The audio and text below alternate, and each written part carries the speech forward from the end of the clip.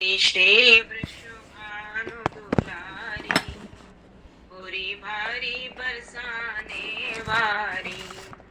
मेरी श्री वृषभानु दुलारी, बुरी भारी बरसाने वारी।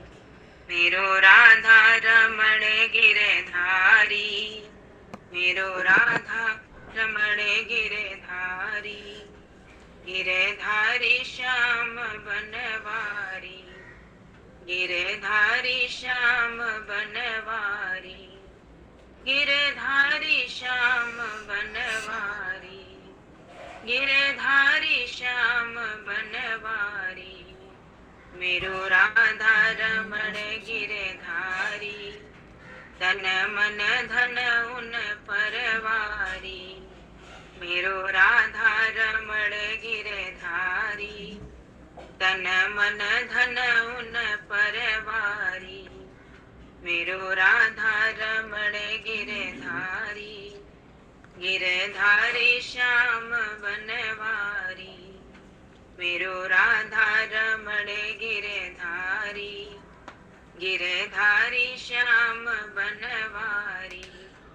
गिरधारी श्याम बनवारी, गिरधारी श्याम बनवारी। मेरी श्री वृषभानु दुलारी, मेरी श्री वृषभानु दुलारी। बुरी भारी बरसाने वारी, मेरी श्री वृषभानु दुलारी। बुरी भारी बरसाने वारी। मेरो राधा रमण गिरधारी, गिरधारी श्याम बनवारी।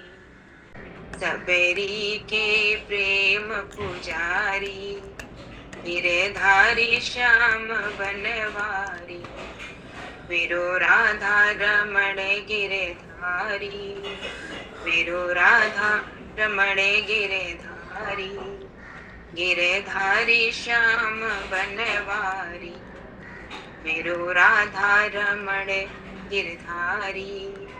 गिरधारी श्याम बनवारी, गिरधारी श्याम बनवारी। गिरधारी श्याम बनवारी। मेरो राधा रमण गिरधारी, तन मन धन उन परवारी। मेरो राधा रमण गिरधारी, तन मन धन उन परवारी। गजने जब मौत निहारी, तब टेर आपको मारी। गजने जब मौत निहारी, तब टेर आपको मारी। तब गज की विपदा टारी, तब गज की विपदा टारी। गिरधारी श्याम बनवारी, मेरो राधा रमण गिरधारी। गिरधारी श्याम बनवारी, मेरो राधा रमण गिरधारी। तन मन धन उन परवारी। श्री राधा रंग लाल भगवान की जय। जय जय श्री सीताराम, जय जय श्री हरे शरण।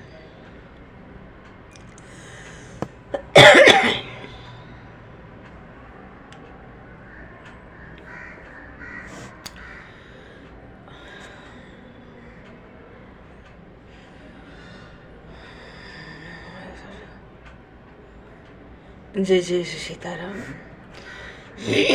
जय जय श्री राधे श्याम। नमः पार्वती पते, हर हर महादेव।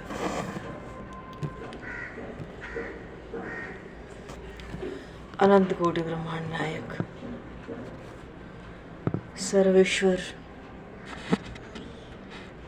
पूर्ण परात्पर ब्रह्म,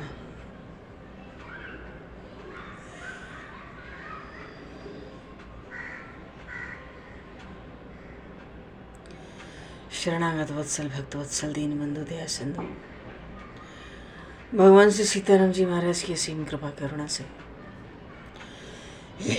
श्री हनुमान जी महाराज की परम पावन भावमय समिति में महापुरुषों की भावमय उपस्थिति में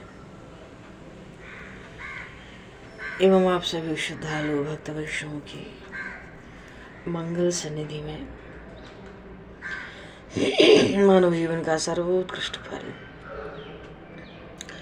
भगवत गुणगान भगवत स्मरण का आनंद हम सभी भगवान श्री कृष्ण चैतन्य देव के लीला चरित्रों के माध्यम से प्राप्त करने जा रहे हैं। सर्वप्रथम आप सभी भक्तजनों के श्री चरणों में भगवत भाव से सादर वंदन सादर नमन। आप सभी को यथा योग्य जय श्री राम जय जय श्री राधे हरीश श्री जय वराहपीडं नटवरवपुः करणीयो करणिकारं विभ्रदभासः कनककपिशं वैजयन्तीं च मालां रन्ध्रान् वेणुर्धरसुधया पूरयन् गोपवृन्दैः वृंदारण्यम स्वधर्मणम प्राविशद गीतकीर्तिः। विष्णुनंदन श्याम सुंदर भगवान की जय। श्री चैतन्य महाप्रभु की जय।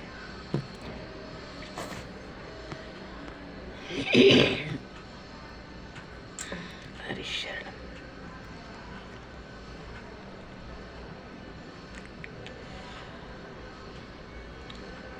मनुष्य जीवन अत्यंत दुर्लभ बताया गया।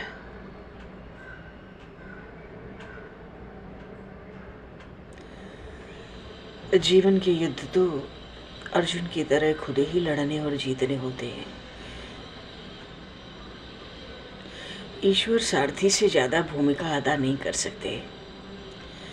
जीत निश्चित होने पर तो कमजोर लोग भी लड़ने के लिए आतुर हो जाते हैं। पर महापुरुष कहते हैं सच्चा योद्धा तो वही है जो हार निश्चित होने पर भी मैदान में डटे रहते हैं।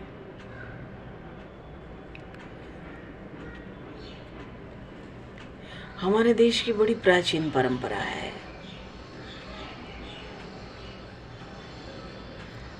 कहते हैं ना कि गौ किसान मिलकर बने आज देश की शान। गाय धर्म की प्राण है प्राणाधार किसान।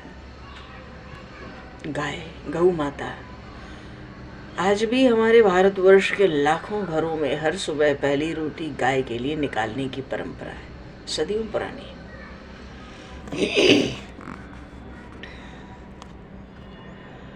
और कोई ये धार्मिक रस्म नहीं है। गौ माता तो जीवन और शुद्धता का प्रतीक है और गौ माता के प्रति आभार व्यक्त करने का तरीका है।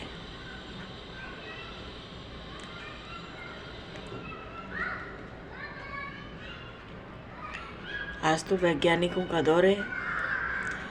लगता है कईयों के मन में आता भी होगा कि गाय को पहली रोटी देने की जो परंपरा है क्या वो सुरक्षित है।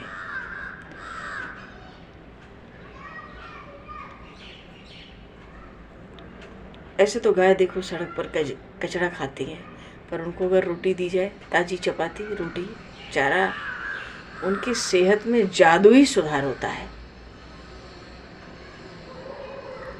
विज्ञान भी कहता है साफ सुथरा भोजन गायों की आंतों की सेहत, उनके दूध की जो गुणवत्ता हो या रोग प्रतिरोधक क्षमता को बढ़ाता है।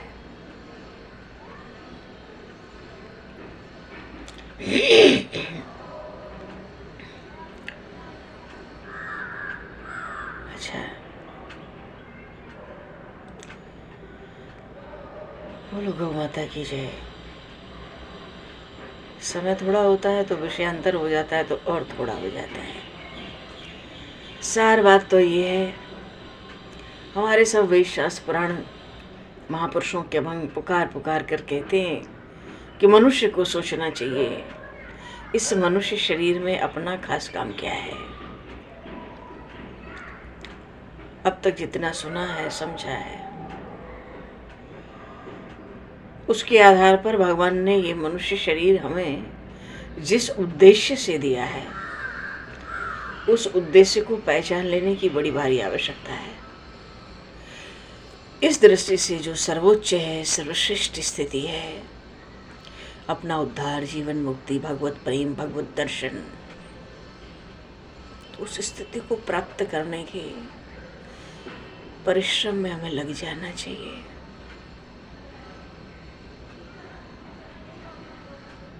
और फिर अपना समय, सामर्थ्य, समझ, सामग्री कुछ भी बचा कर नहीं रखना चाहिए। हमारे शास्त्रों में लिखा है, शतम विहाय भुक्तव्यम सहस्त्रम स्नान माचरेत, लक्ष्यम विहाय दातव्यम कोटिम त्यक्त्वा हरिम स्मरेत। शास्त्र कहते हैं 100 काम छोड़कर भोजन कर लेना चाहिए, 1000 काम छोड़कर स्नान कर लेना चाहिए, 1,00,000 काम छोड़कर दान दे देना चाहिए, और करोड़ काम छोड़कर भगवान का स्मरण करना चाहिए।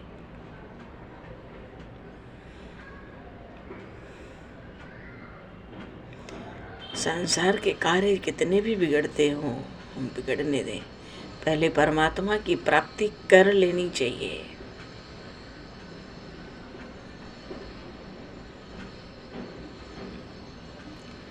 भगवान का साक्षात्कार, भगवत दर्शन, भगवत प्रेम प्राप्त करना चाहिए। उसमें अपनी ओर से पूरी तत्परता, लगन रखनी चाहिए, पूरी शक्ति लगा देनी चाहिए, और फिर उसकी प्राप्ति हो चाहे ना हो, साधक को भी बड़ा संतोष रहता है। और नहीं तो समय चूकने पर बड़ा पश्चाताप करना पड़ेगा। हाय हाय, मैंने अपने लिए कुछ नहीं किया। कर्मण्येवाधिकारस्ते माँ फलेषु कदाचन माँ कर्म फल हेतुर्भर्मा ते संगोस्तुस् कर्मणि। वेद, स्मृति, शास्त्र, संत महात्मा, भगवान जिस कार्य के लिए आज्ञा देते हों उसमें लग जाना चाहिए। महापुरुष कहते हैं इससे बड़ी शांति रहती है, बड़ा आनंद रहता है। हमारी दृष्टि में जो भी साधन बढ़िया हो, ध्यान, जप, प्राणायाम, सत्संग, स्वाध्याय, जो भी, तत्परता पूर्वक उसमें लग जाना चाहिए। क्योंकि खास बात है, शरीर का स्वास्थ्य, शरीर की वृत्तियां, समय का कुछ पता नहीं है। क्या पता ऐसा मौका फिर मिले ना मिले। इसलिए समय रहते अपना काम बना लेना चाहिए।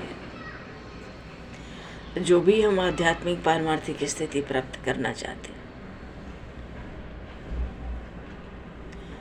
उसके लिए तीव्र उत्कंठा जागृत हो जाए, बस इतना सही अपना पुरुषार्थ है। हाँ,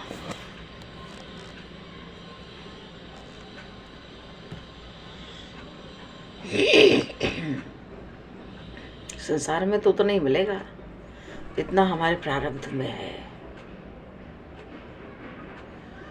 जैसे शेर भर का लोटा हो, उसको चाहे तालाब में डुबो दें, चाहे समंदर में, चाहे नदी में, निकलेगा तो शेर भर ही।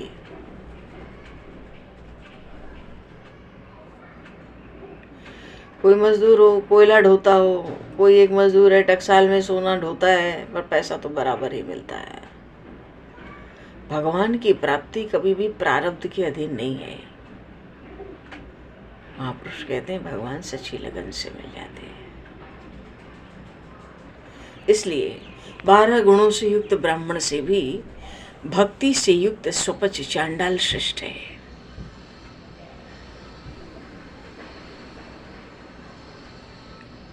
अगर गुण सीमित है तो सीमित तत्व ही मिलता है, पर लगन असीम होती है तो उससे असीम तत्व मिलता है।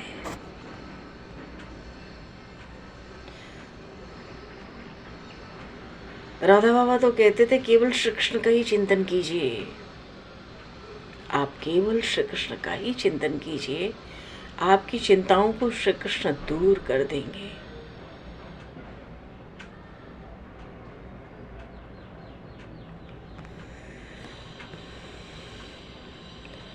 आप श्री कृष्ण का ही चिंतन कीजिए।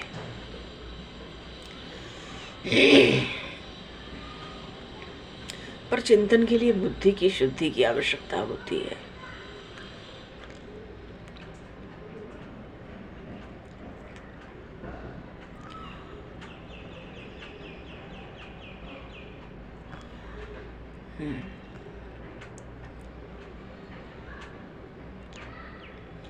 भोग भोगने वाली बुद्धि शुद्ध नहीं होती। हमें तो मुक्ति करनी है, प्रेम प्राप्त करना है, कल्याण करना है, अपना उद्धार करना है। संसार का वियोग हो जाए, इससे उपरति हो जाए। पतंजलि महाराज तो चित्त की वृत्ति के निरोध को योग कहते हैं, और गीता जी में समत्वम योग उच्यते कहा गया।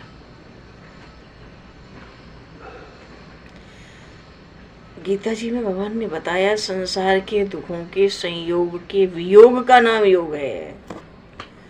योग एक ऐसी स्थिति है मानो अब दुख से संयोग ही नहीं होता।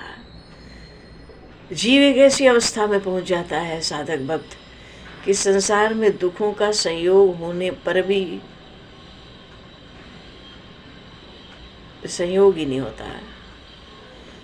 दुख होते हैं पर दुख से वियोग रहता है, इसका नाम योग है।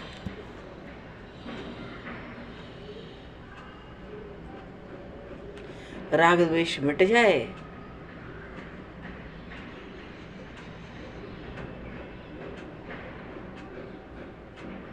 और विषयों का तो चिंतन भी पतन करने वाला है।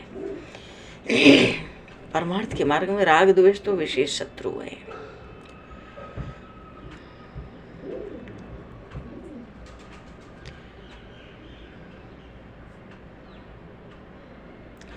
एक परमात्मा ही सत्य है और यही सत्संग है।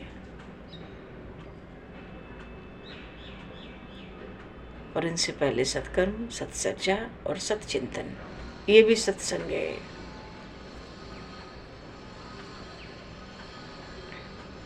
तो बुद्धि को शुद्ध बनाने के लिए सद्विचार, सत असत का निर्णय, इतने से बुद्धि शुद्ध होती है, निर्मल होती है। जितनी बुद्धि निर्मल होगी उतना बुद्धि का त्याग हो जाएगा।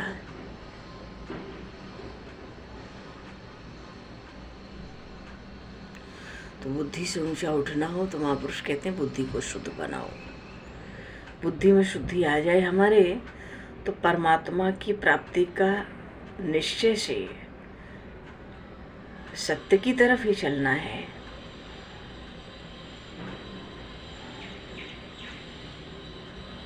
निर्मल बनाना तो शुद्धि की तरह है। भगवान की प्राप्ति संसार की तरह थोड़ी है, इसमें कुछ निर्माण थोड़ी करना है, न खोज करना है। आहार शुद्धि, सत्व शुद्धि कहते हैं ना। बुद्धि का उपयोग दूसरे के कल्याण में हो।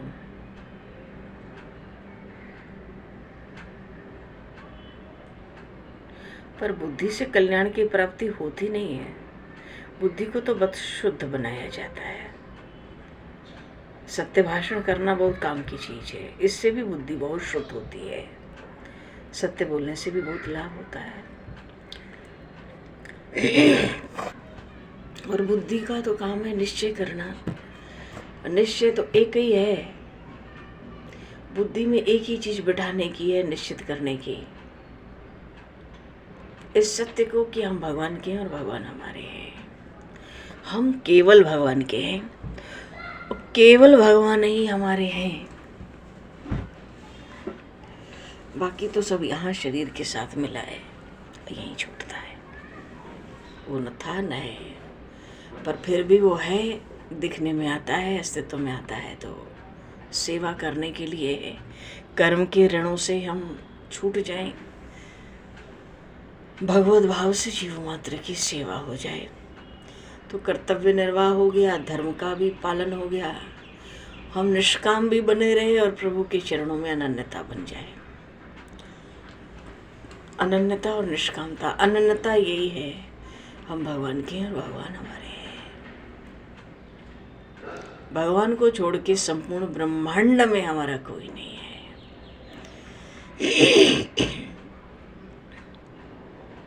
पहले बुद्धि निश्चय करती है, तभी मन वहाँ जाता है। बुद्धि में ये बात निश्चित नहीं होगी, बुद्धि इस बात का निर्णय जब तक ठीक ठीक नहीं कर लेगी, निर्णय करके निश्चित नहीं कर लेगी, तब तक मन नहीं लग सकता। पर फिर भी भगवान तो गीता जी में कहते हैं, शनै शनै रूपं वेद विद्वा तद्गृहीते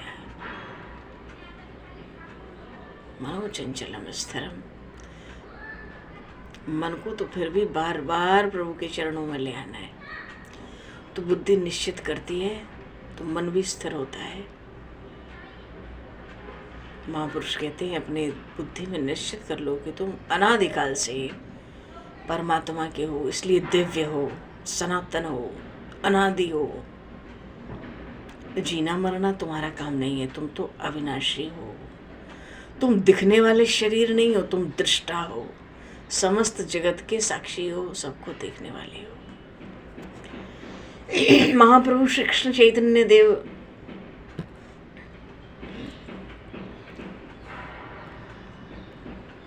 श्री चैतन्य महाप्रभु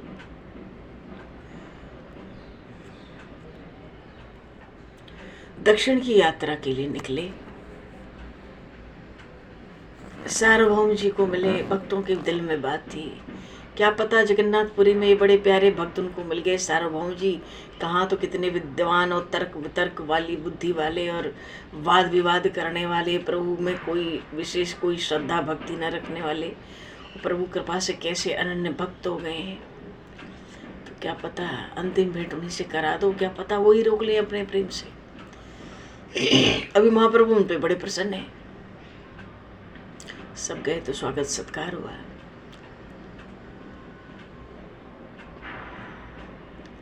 महाप्रभु तो उनको अपने धर्म का बंधु कहते हैं, जैसे धर्म की माता धर्म के पिता, ऐसे धर्म बंधु। पर वहां भी महाप्रभु कहते हैं, मेरा 16 वर्ष का भाई विश्वरूप सन्यास लेकर दक्षिण गया था, सोचता हूँ उससे भी भेंट हो जाएगी और इसी बहाने दक्षिण के तीर्थों का दर्शन कर आऊंगा।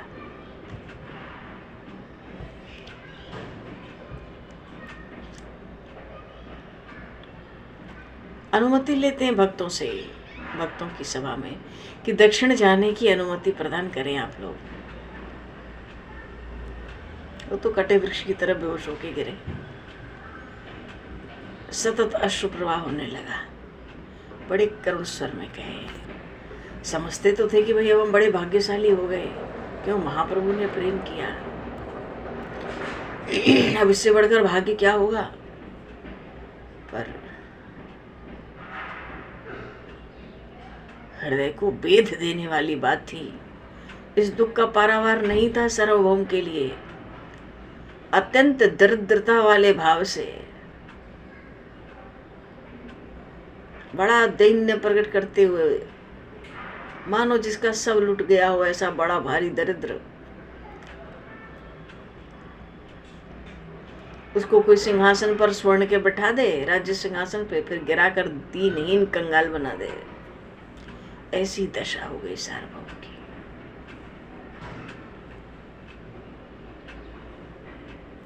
महाप्रभु ने बड़ा समझाया, आप इतने विद्वान हैं, कैसे भूली भूली सी बातें कर रहे हैं, आप धैर्य धारण करो, मैं शीघ्र यात्रा समाप्त करके यहीं लौटकर आ जाऊंगा। और सार्वभौम सोचते हैं, प्रभु आपके लौटने तक क्या होगा, इस बात का किसे पता है, जीवन तो क्षणभंगुर है। तो निराशा छोड़ के, हे प्रभु आप अकेले न जाएं।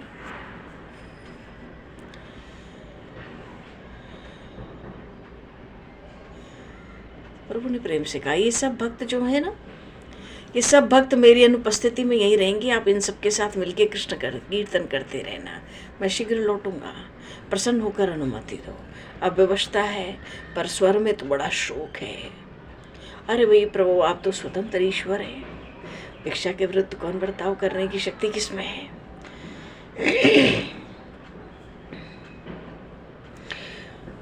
कहते हैं आप जाएं, पर मेरी हार्दिक इच्छा है कि कुछ समय यहाँ और रहकर मेरी सेवा स्वीकार करें।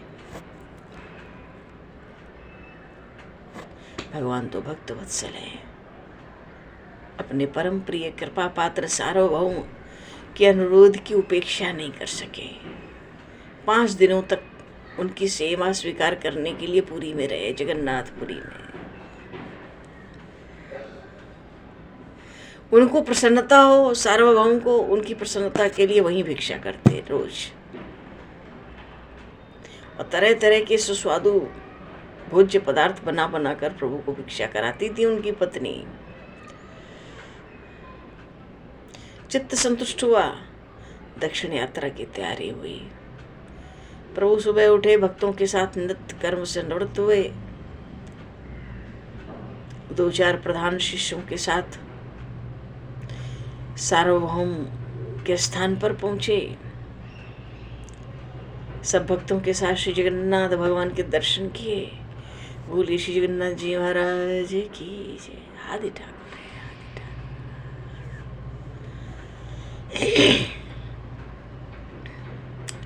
साष्टांग प्रणाम किया।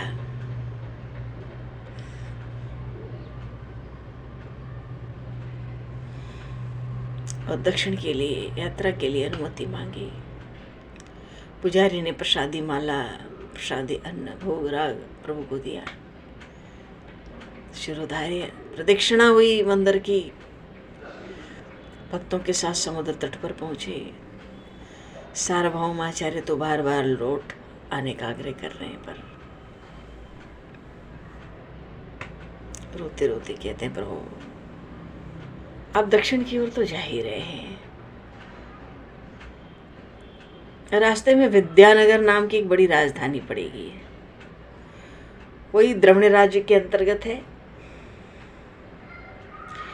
और वहां का जो राज्य शासन है वो यहीं के राजा रामानंद राय करते हैं। हमारे यहाँ के ही हैं राजा रामानंद राय। जाति के तो कायस्थ हैं, पर बड़े भगवत भक्त हैं।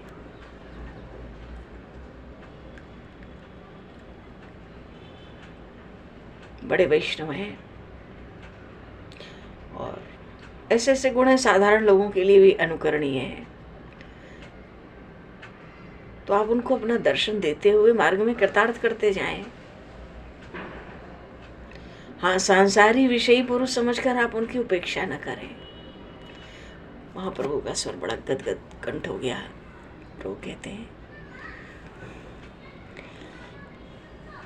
जिनके लिए आप हृदय में इतना, आपके हृदय में जिनके लिए इतना स्थान है, फिर वो महाभाग चाहे चांडाल ही क्यों ना हो, मेरे लिए वंदनीय है। आपकी जिनके ऊपर इतनी कृपा है, अवश्य ही कोई परम भगवत भक्त वैष्णव होंगे। मैं उनके दर्शन करके अपने को अवश्य कृतार्थ करूंगा। अब आप घर लौट जाएं। व्याकुल हो गए भक्तजन, रोते रोते प्रभु के चरण पकड़ लिए। उनके चरणों में मस्तक रगड़ते हुए कहते हैं पता नहीं अब कब इन चरणों के दर्शन होंगे। प्रभु ने सार्वभौम को हृदय से लगाया।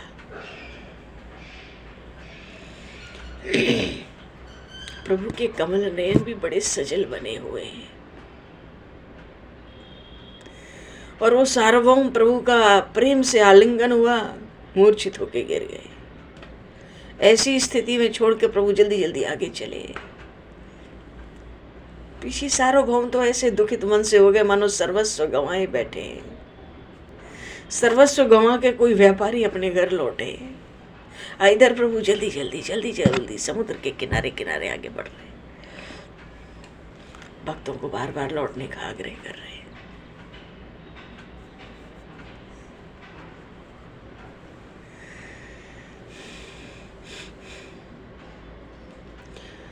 अब लौटेंगे भक्त, अब लौटेंगे कहते कहते नित्यानंद प्रभु भक्तों के साथ प्रभु अलालनाथ पहुंच गए। अभी तक भक्त लौटे नहीं। बहुत से लोग वहां पहले से ही प्रभु के दर्शन के लिए थे। इतने में ही गोपीनाथ आचार्य पीछे से आ गए।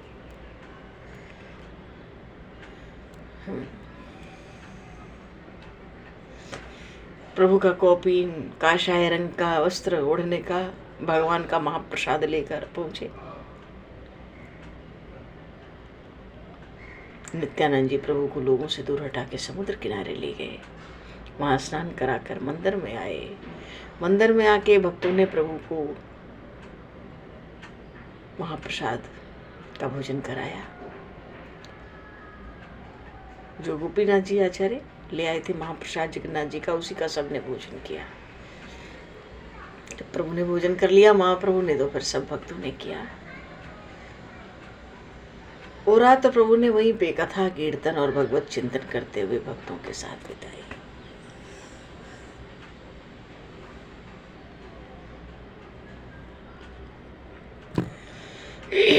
सुबह हुआ, नित्य कर्म हुआ, प्रभु आगे चलने का विचार करते हैं। फिर भक्तों से कहते हैं आग्रह करके लौट जाओ तुम लोग। अरे महाप्रभु के वियोग का स्मरण करके ही सबका हृदय फटने लगता है। सब प्रेम में बेसुध होकर रुदन करते हैं।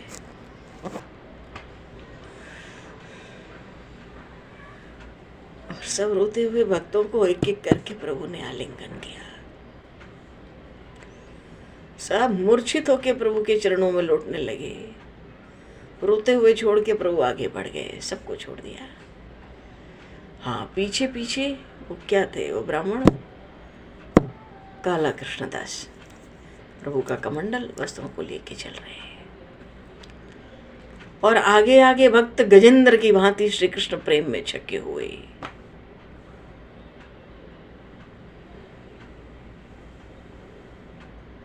रास्ते में भगवान के नामों का उच्चारण कर रहे हैं।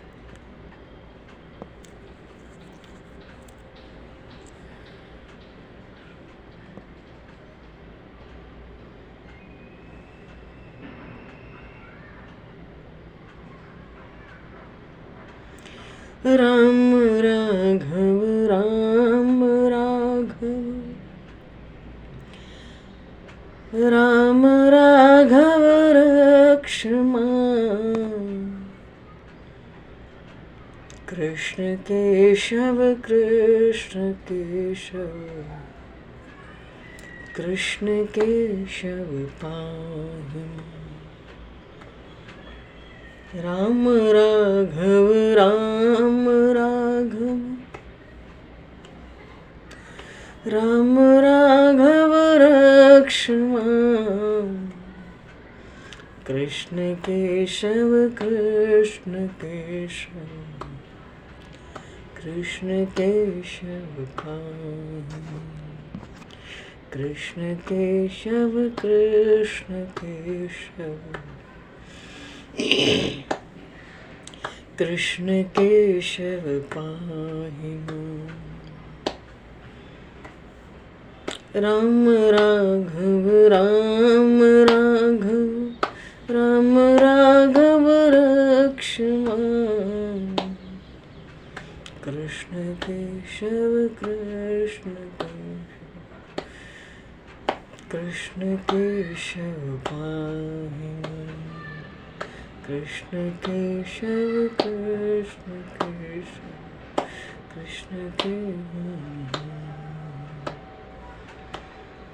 कृष्ण हे कृष्ण हे कृष्ण हे कृष्ण हे कृष्ण हे कृष्ण हे कृष्ण हे कृष्ण हे कृष्ण हे कृष्ण कृष्ण हे कृष्ण कृष्ण हे कृष्ण कृष्ण हे कृष्ण कृष्ण हे कृष्ण कृष्ण हे कृष्ण कृष्ण हे कृष्ण कृष्ण हे कृष्ण कृष्ण हे कृष्ण कृष्ण हे कृष्ण कृष्ण हे कृष्ण कृष्ण हे कृष्ण कृष्ण हे कृष्ण कृष्ण हे कृष्ण कृष्ण हे कृष्ण हे कृष्ण हे कृष्ण कृष्ण हे कृष्ण हे कृष्ण हे कृष्ण हे कृष्ण हे कृष्ण कृष्ण हे कृष्ण कृष्ण हे कृष्ण कृष्ण हे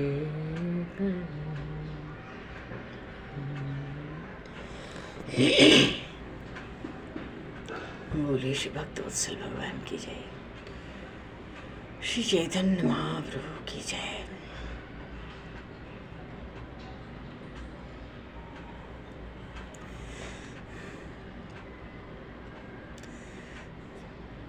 श्यावर रामचंद्र भगवान की जय, श्री राधेवर कृष्णचंद्र भगवान की जय, श्री गौरी शंकर भगवान की जय, शर्मन जी महाराज की जय, सब संतन की जय, सब भक्तन की जय, समस्त वैष्णवन की जय, सदगुरुदेव भगवान की जय। समय गौर शिवत करते हुए आवाज यहीं पर वाणी को विराम और वाक्य पुष्पांजलि प्रभु के श्री चरणों में सादर समर्पित। आप सभी को भी यथायोग्य जय सिया राम, जय जय श्री राधे हरीश्वर। जो कोई आप बोलना चाहें बोल लें।